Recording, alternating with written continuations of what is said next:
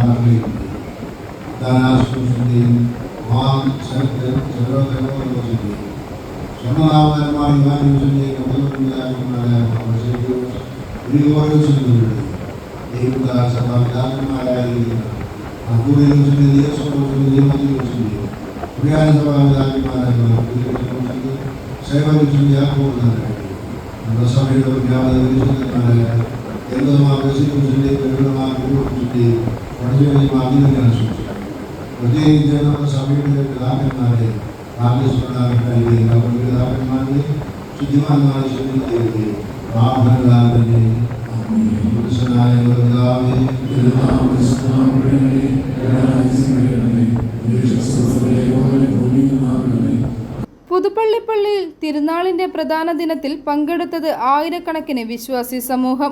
തിരുനാളിനോടനുബന്ധിച്ച് രാവിലെ പരിശുദ്ധ ബസേലിയോസ് മാർത്തോമ മാത്യൂസ് തൃതീയൻ കത്തോലിക്ക ബാവയുടെ മുഖ്യ കാർമ്മികത്വത്തിൽ 9 കുർബാന നടന്നു. തുടർന്നാണ് വെച്ചൂട്ട് നേർച്ച സദ്യ ആരംഭിച്ചത്. ജാതിഭേദമന്യേ നിരവധി വിശ്വാസികളാണ് നേർച്ച സദ്യയിൽ പങ്കാളികളായത്. വടക്കേ പന്തലിൽ വൈദിക ശ്രേഷ്ഠരുടെ നേതൃത്വത്തിൽ കുട്ടികൾക്കായി ആദ്യ ചോറൂണും നടന്നു. പ്രദക്ഷിണവും ഉണ്ടായിരുന്നു. മുൻ മുഖ്യമന്ത്രി ഉമ്മൻചാണ്ടിയുടെ കല്ലറയിലും പെരുന്നാളിനോടനുബന്ധിച്ച് ആയിരക്കണക്കിന് ആളുകൾ എത്തി പ്രാർത്ഥന നടത്തിയിരുന്നു.